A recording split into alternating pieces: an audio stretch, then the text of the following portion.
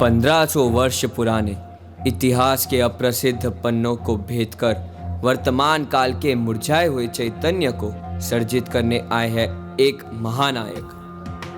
यह कहानी है राजनगरी उज्जैन की, जहां निष्ठा, संकल्प, निश्चय और दृढ़ता है। यह कहानी है जिन शासन के असीम अद्वितीय शूरवीर योद्धा, एक महानायक आचार्य आर्यदेव आर्यकालक धर्मवीर की। एक दिन आचार्य आर्यकालक अपने उपाश्रय में श्रोताओं को उपदेश दे रहे थे। तभी अचानक एक युवान जख्मी हालत में वहां आ पहुंचा। उसे देखकर सभी अचंभित और भयभीत हो गए। आचार्य जी ने बड़े आदर भाव से उसकी पूछताछ की। तभी वह युवान रोते बिलखते स्वर में कहने लगा,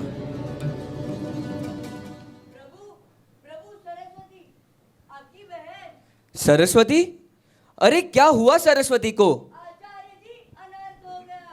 राजा गर्दबिल के सैनिकों ने महासाध्वी सरस्वती को जबरदस्ती उठा ले गए।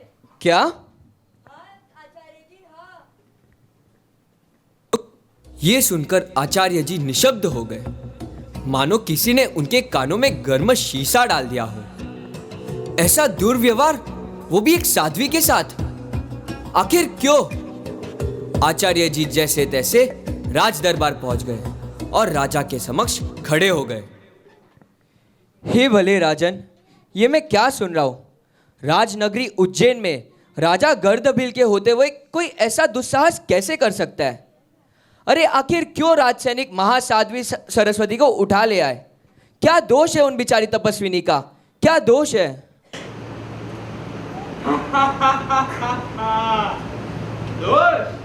दोष यह है कि बहुत सुंदर, अरे सुंदर, वह अति सुंदर।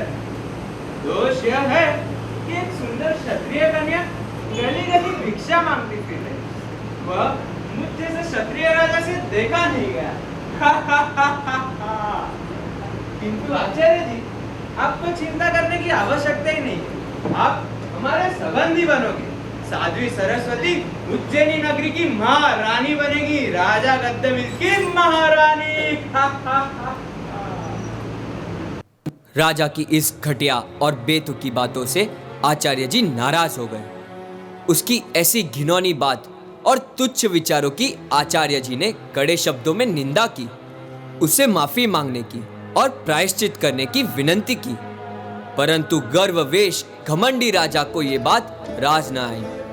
उसके अहंकार को बड़ी ठेस पहुंची। माफी? और मैं राजा गर्दबिल, साधनाधारी राजा गर्दबिल, एक साधारण साधु से माफी मांगेगा? धक्के मार के बाहर निकल दो इसे। भरी सभा में आचार्य जी का अपमान हुआ।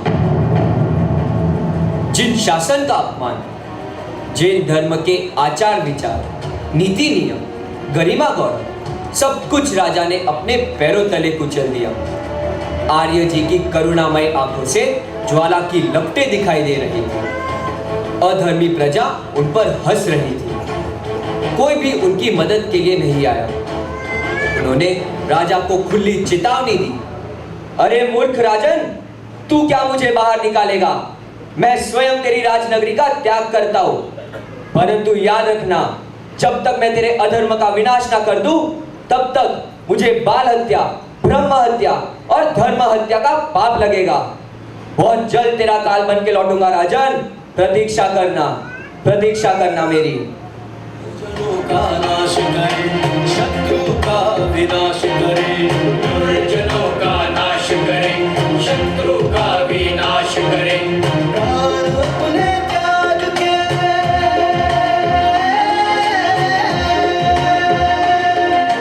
प्राण अपने त्याग के,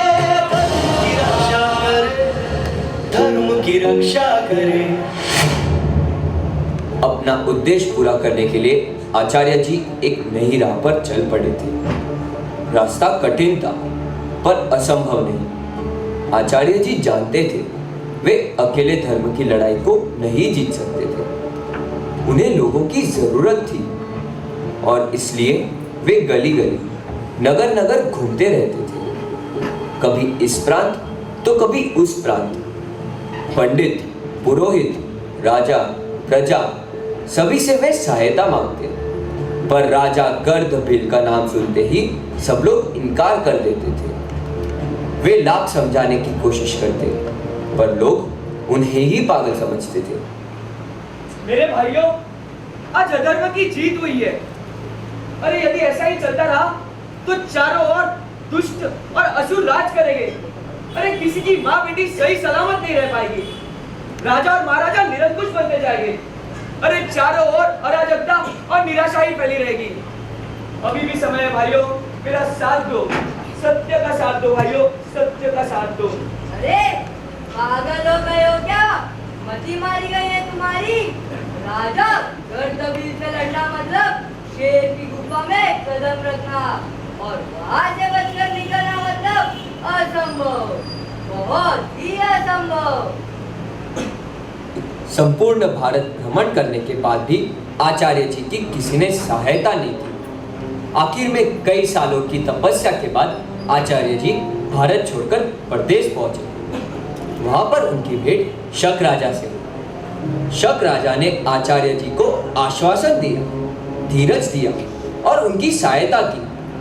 कई वर्ष बीतने के बाद आचार्य जी शक राजा के साथ 96 जहाज लेकर भारत भूमि पर आ पहुंचे।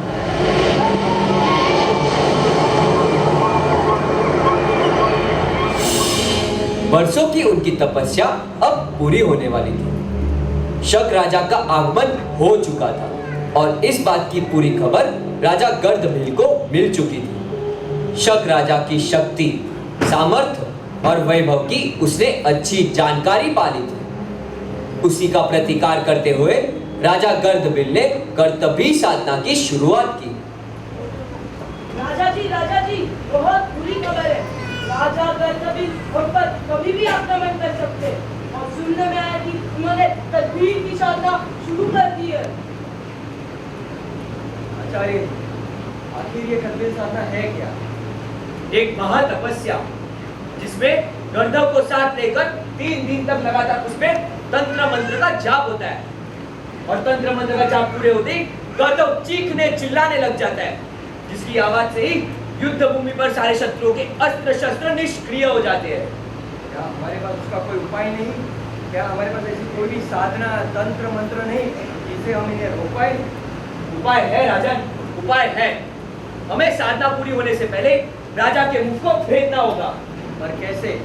राजा तो किले के अंदर बंद होगा, वहां तो उसकी पूरी सेना तैनात होगी। बिना सोचे बिना समझे हम उसका मुंह कैसे भेद पाएंगे? मैं करूंगा ये काम राजन, मैं करूंगा। मैं शब्द भेद जानता हूँ। आप केवल मुझे 150 धनुधारी का बल दीजिए।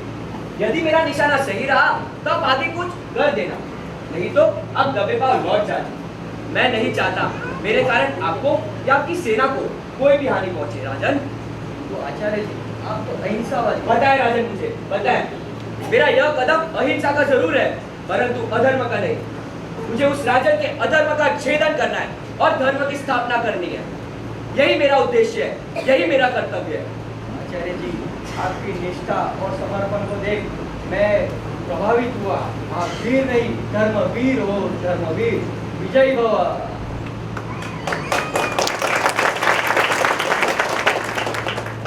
हे वितराग प्रभु, इच्छा तो इन हाथों से नए शास्त्र लिखने की थी, परंतु अब अधर्म का छेदन करने तो इन्हीं हाथों से ये शस्त्र उठाने पड़ेंगे।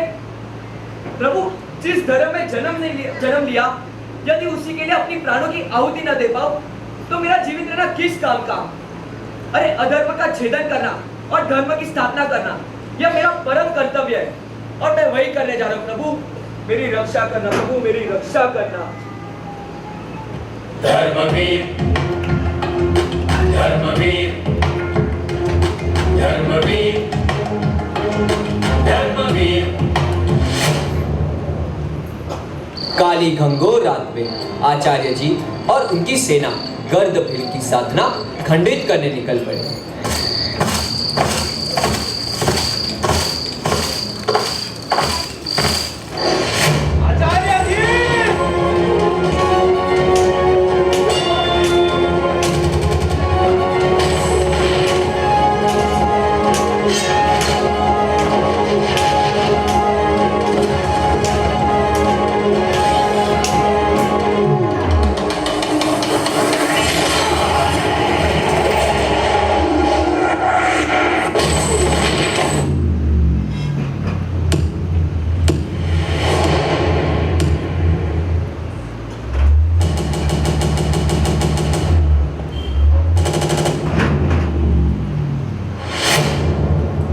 आचार्य जी अभी भी नरसिंह के अवतार में थे।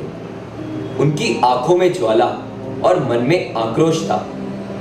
राजा गर्दभील की कुटिल हंसी और उनका हुआ अपमान उन्हें याद आ रहा था। साध्वी सरस्वती के बारे में बोले गए अपशब्द उनके कानों में गूंज रहे थे।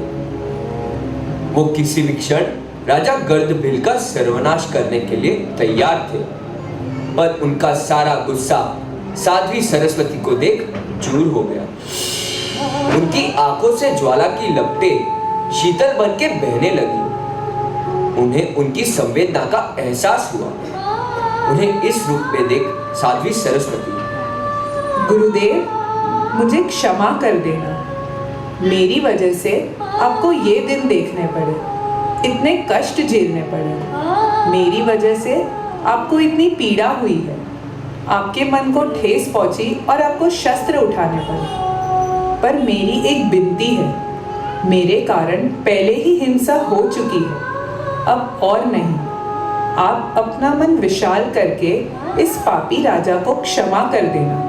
यदि प्रायश्चित करना चाहे तो इसे वो करने की संधि दी जाए। उसी में धर्म की जीत होगी, आपकी जीत होगी। क्षमा धर्म ही सबसे सर्वश्रेष्ठ धर्म है।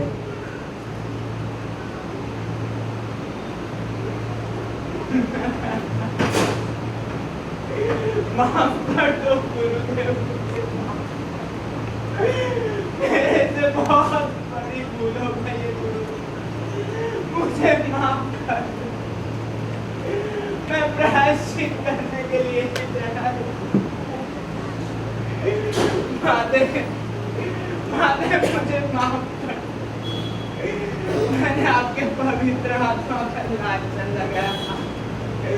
मुझे माफ कर दो गुरुदेव, मुझे माफ कर दो। अरे मूर्ख, तुझे पता भी है तूने क्या किया है? अरे देख, देख उस तपस्विनी को, इतना कुछ सहन करने पर भी वे मुझे तुझे क्षमा करने की विनती कर रही है। अरे यदि वे ना होती तो तेरा आज विनाश निश्चित था। जा, जा, माफ किया तुझे। जाओ वत्स, मैंने भी तुम्हें क्षमा किया। अब दोबारा किसी नारी को ऐसी पीड़ा मत देना। नारी का सम्मान करना, धर्म की सेवा करना, गुरु की सेवा और धर्म की रक्षा करना। गुरुदेव, मुझे आज्ञा दो।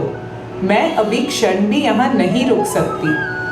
मुझे मेरे संयम मार्ग पर निकलना है, भक्तिमय होना है और परमात्मा की सेवा करनी है।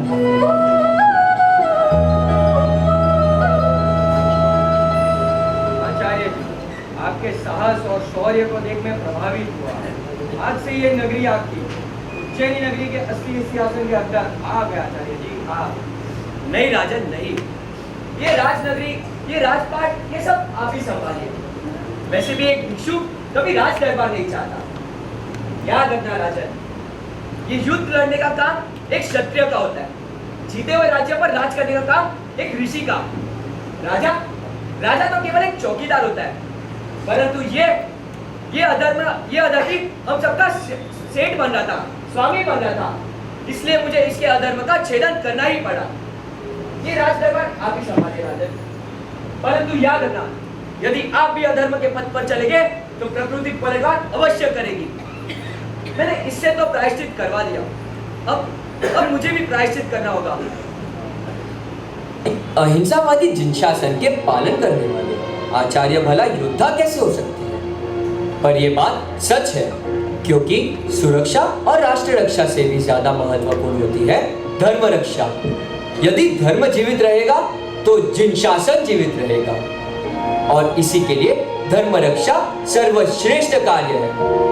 ऐसे आचार्य आर्यकालक और जिनशासन के वीर सुपुत्रों को कोटि कोटि प्रणाम। धर्मो रक्षके रक्षिता, धर्मो रक्षके रक्षिता।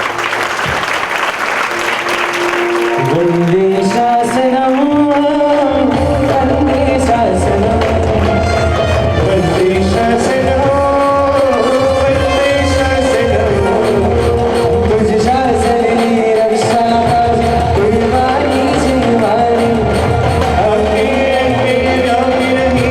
जिन शासन तुम्हारी।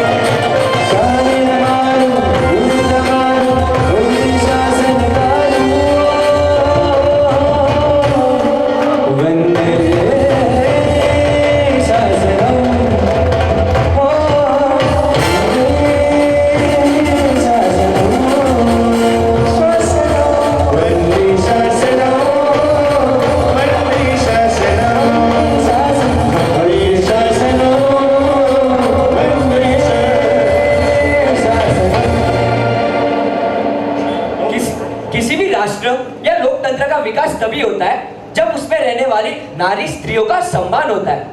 तो आओ सब मिलकर नारी सुरक्षा की पहल करें और मिलकर एक गौरववंती राष्ट्र का निर्माण करें।